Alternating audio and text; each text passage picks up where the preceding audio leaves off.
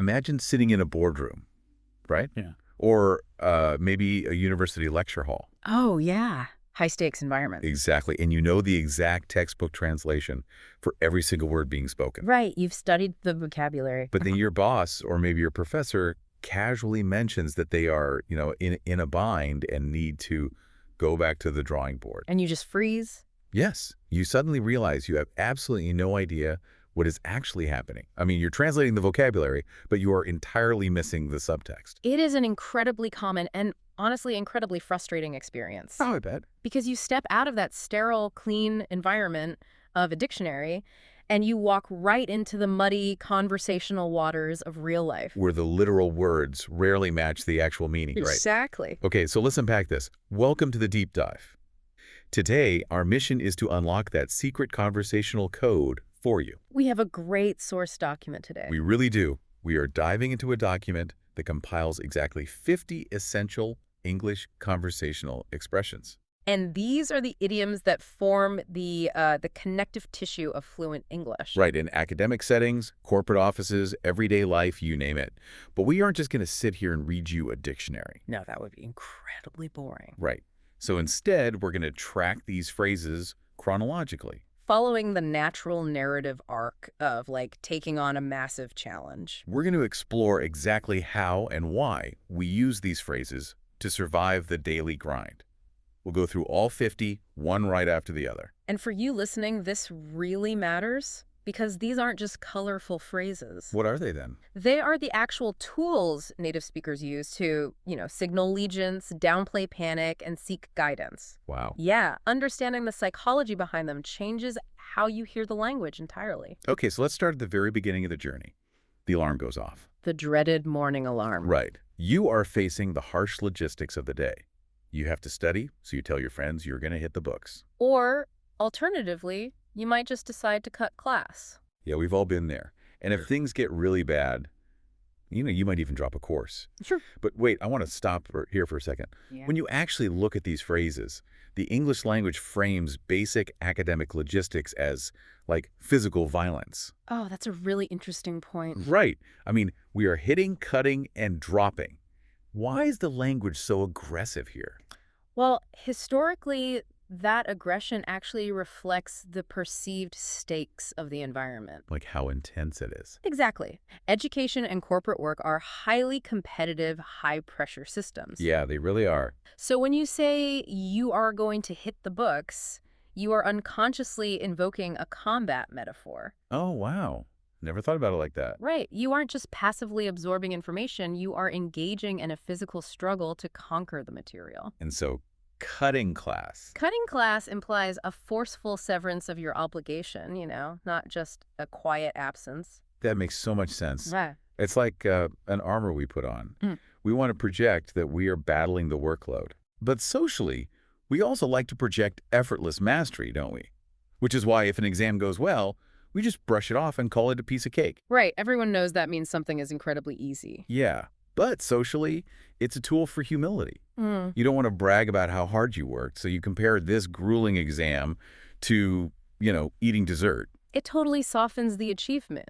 But then, of course, you have the opposite of that effortless mastery. Oh, no. The terrifying moment when you sit down for a test and completely draw a blank. Oh, the sheer terror of drawing a blank. It's like the concept of the tabula rasa, right? Right. The blank slate.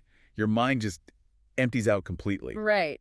And notice how that mental failure instantly translates into a spatial metaphor in our next two phrases. Okay, lay it on me. When you draw a blank too many times, the language treats your progress like an actual physical foot race. Oh, I see where you're going with this. You are either scrambling to catch up to the pack or you begin to fall behind. We literally treat time and learning as a physical track we are running on.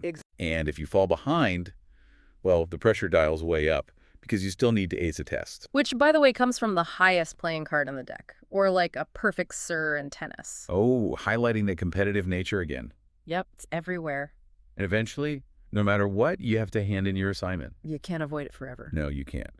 Which brings us to the ultimate physical sacrifice to bridge that gap. When you fall behind, you are inevitably forced to pull an all-nighter. Is it just human nature to procrastinate until we suffer? Well, the phrase itself is the glorification of sleep deprivation, really, just wrapped up in a tidy little idiom. It really is. If you look at this first phase of the journey, the underlying logic is pure survival. Yeah. You're physically wrestling with the workload, running on the track, and sacrificing sleep just to stay in the game. But, you don't do it alone. Right. Which brings us to our next phase, finding common ground.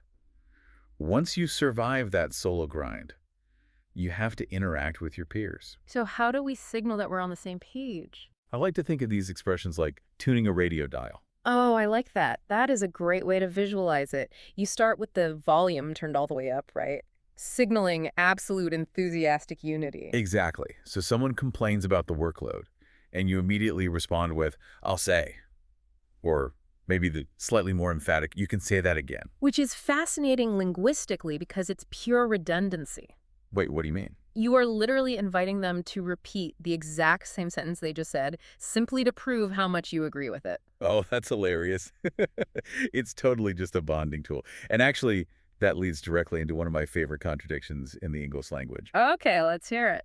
Someone vents their frustration, and you reply, tell me about it. Yes. I have to push back on how weird this phrase is, though. Yeah. When you say, tell me about it, what you actually mean is you absolutely do not need to tell me about it because I have already lived through it. Right, you already know exactly how terrible it is. It is literally a command that means its exact opposite. The irony is brilliant, isn't it? What's fascinating here is how it operates as a social shortcut. A shortcut. Yeah, you're telling them that their experience is so universally understood, so deeply shared that the details don't even matter. Wow. Pure commiseration over information. Exactly. So the radio dial is tuned to enthusiastic agreement. Right. You might also use I'm with you there, or turn the dial to absolute zero doubt with I couldn't agree more. But then the dial shifts. It does. The tone becomes more personal, a bit more nuanced. The focus moves away from blind unity and toward a slightly vulnerable sharing of individual perspectives. Right. You start using phrases like to tell you the truth, acknowledging that you're, stepping away from the consensus to offer a raw opinion. Yeah. You might add another point by saying, for that matter, or you explicitly center your own worldview by prefacing your thought with, if you ask me. And if that honest opinion is that you are both completely doomed, well, you seek refuge in shared survival. Oh, so true. You acknowledge you are in the same boat. Why a boat, though? Because being in a boat implies a shared destiny. If it sinks, you both go down. It's a highly intimate form of agreement. Okay, but what happens when you don't agree? Do you want to capsize the boat? Right. So the language provides this, social lubricant. It does. We dial all the way down to whisper and say, I'm not so sure. Which is the ultimate polite friction. Totally. It maintains the social fabric. Instead of an aggressive "you're wrong," you frame the disagreement as your own personal uncertainty. It is a masterpiece of conflict avoidance. Okay, here's where it gets really interesting. We've established this alliance. We're in the same boat. Right. But then the boat hits rough waters. The project derails. This naturally plunges us into our third phase, the roadblocks. The vocabulary of problems and confusion. Yes. And the first reaction to a massive problem is usually just total surrender. You look at the issue and say, it beats me. Again, going back to our earlier point about violence, you are verbally conceding physical defeat to an abstract problem. Right. It literally beats you. Which forces you to immediately try and reassert control. How so? You attempt to get a handle on the situation. We can't tolerate abstract chaos, so our language demands a physical, tactile point of control. We need a handle to grasp the concept. But sometimes you just can't grasp it because your brain misfires. You're talking, and suddenly you announce you have lost my train of thought. Yes, very common. I used to think of this as a literal locomotive train on a track, but it's actually about the fragility of attention, isn't it? Precisely. It dates back to early psychological theories about the association of ideas. Okay. Thoughts are linked together like train cars. When a distraction hits, the coupling breaks, and the rest of the train simply rolls away into the subconscious. And when the train rolls away, you're forced to go back to the drawing board. Yep. You have to completely scrap your current attempt and start the blueprints all over again. And usually this happens because a problem comes completely out of the blue. The imagery there is incredibly stark. It refers to a lightning bolt striking from a clear blue sky. It is the purest expression of a sudden, unpredictable shock. And how do we cope with those shocks? Often, we physically retreat. We claim we are feeling under the weather. Which is a phrase I find endlessly fascinating. How is that? Why do we say that when we feel slightly sick? It's actually an old maritime idiom. Wait, really? Yeah.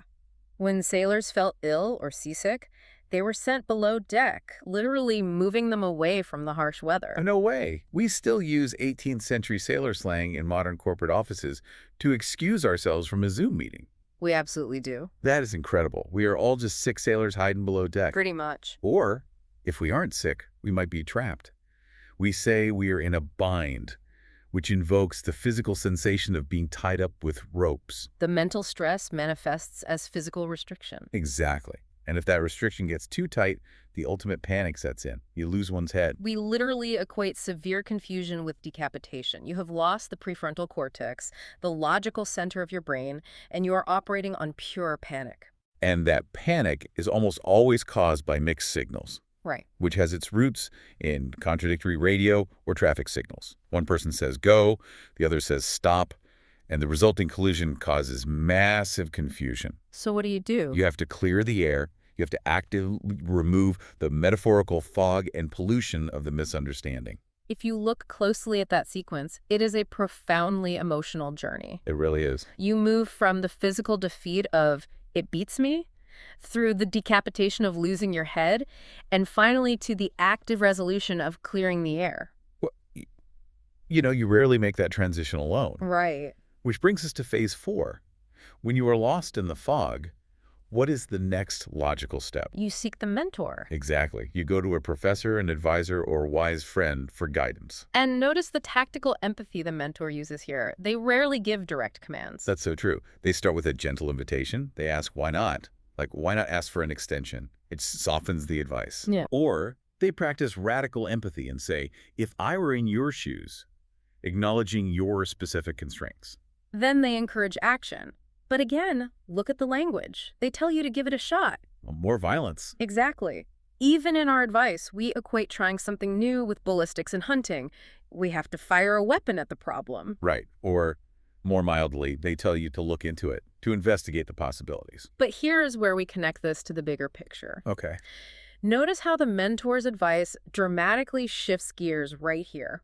What do you mean? Well, after telling us to take action, the rest of the mentor's vocabulary is entirely about stopping. Oh, you're right. They tell us to sleep on it. They advise us to just keep an eye out, which is completely passive vigilance. They explicitly tell us to take it easy. We are told to bear in mind, which is just quietly carrying the weight of a fact. They ask us to think it over. And the ultimate mentor advice. They tell us to call it a day, to literally stop working entirely. So why is it that when we are in a panic, our instinct is to push harder, but expert advice is almost exclusively about slowing down? It's the paradox of problem solving. When you are in a bind, your nervous system demands velocity. You want to rush to escape the discomfort, which inevitably leads to sloppy mistakes. That makes total sense. The mentor's role is to provide the counterbalance, to provide friction. They know that cognitive distance, rest, and time are often the actual solutions to complexity. Wow. They're forcing you to decouple your emotional panic from the logical problem. Sometimes doing absolute nothing is the most productive thing you can do. Call it a day. I love the permission embedded in that phrase. Me too. Okay, so we have survived the grind, bonded with our peers, navigated the roadblocks, and heeded the mentor's advice. We have reached the final phase of our journey, the aftermath. Right. Every journey eventually becomes a story told after the fact. Very true. And this final set of expressions provides the conversational glue, the pacing and emphasis that makes a narrative compelling. Right. You're at a coffee shop, telling your friend about this insane project. You hook them by starting with, believe it or not, praising them for a surprising twist.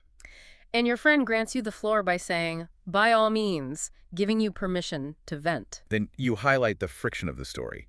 You describe the plan, but follow it up with easier said than done, articulating the massive gap between theory and execution. Especially because everything inevitably happened at the last minute. Oh, always. The adrenaline of the 11th hour. And as you tell the story, you try to recall a specific detail, but you get stuck. You say, it's on the tip of my tongue. Which is actually a documented neurological phenomenon. Wait, really? There's a word for that? Yes. Psychologists call it lethologica. The temporary inability to retrieve a word from memory, accompanied by the physical sensation that the word is right there in your mouth. Lethalogica. That is fascinating. So you push past the lethalogica and you reassure your friend that despite the chaos, so far so good. And then we arrive at perhaps the most ironic idiom on the entire list. Yes. After detailing every single agonizing step of this journey, you look at your friend and say, to make a long story short. It's so funny. I know. You use it to abruptly bypass the rest of the details and skip straight to the main point, even though we just went through 46 other idioms to get here. It is the ultimate editorial tool. You acknowledge the complexity of the situation, but spare the listener the burden of hearing it all. So, to make our long story short, you wrap up your tale. You admit that you don't know the final grade or the final outcome yet, so you just have to wait and see. You embrace the uncertainty. And maybe you advise your friend to keep this whole ordeal quiet, relying only on word of mouth rather than official channels. Which brings us to the 50th and final expression, the destination of the entire journey. Drum roll, please. You assure your friend that eventually things will work out. Work out. We made it. All 50 phrases, completely unpacked. But why do we use workout as the ultimate resolution? It actually has origins in mathematics and gymnastics. Oh, really? Yeah. You work out an equation until it is solved. You physically work out a muscle knot. What stands out to me is the deep, inherent optimism embedded in the English language here. How do you? Think about everything we just discussed. Despite the violent metaphors of hitting books, the decapitation of losing our heads, the chaos of mixed signals, and the exhaustion of pulling all-nighters. Yeah. The ultimate assumption of our conversational code is that a solution exists. The language is designed to help us navigate the friction until the equation is finally solved. That is an incredibly profound way to look at it. We started with the harsh combat of academia, tuned the radio dial to find commiseration with our peers, survived the derailed trains of thought. Learn the paradox of resting from our mentors. Exactly. And finally, we used the glue of storytelling to assure each other that the equation will be solved. And if you are listening to this, whether you're preparing for a rigorous academic exam, trying to survive a complex corporate project, or simply wanting to grasp the true subtext of English, You now possess the complete map. You really do. You aren't just translating words anymore. You understand the history, the psychology, and the emotional weight behind the code. You have the secret handshake of fluency. Mm. But I want to leave you with one final thought to ponder. Okay, let's hear it. Look back at the landscape of the vocabulary we just explored. If so many of our essential everyday idioms revolve around restriction, panic, fatigue, and the desperate need for a break. Phrases like under the weather, in a bind, losing one's head, and the profound relief of calling it a day. Right. What's that reveal about the universal human experience of learning and working? It suggests something quite validating, actually. Exactly. Perhaps our language is telling us that feeling completely overwhelmed isn't the exception to the rule. Feeling overwhelmed is the rule. Wow. It is the baseline operating system. It's the shared, messy struggle that connects every single one of us. You are never the only one in the boat. So, the next time you find yourself entirely in a bind, take a deep breath and remember, you are just participating in the universal human experience. Beautifully said. Thank you for joining us on this exhaustive, deep dive through the conversational muddy waters. I think we all came out the other side with a much clearer signal. Definitely. Until next time, keep your ears open for the subtext. Let's call it a day, everyone.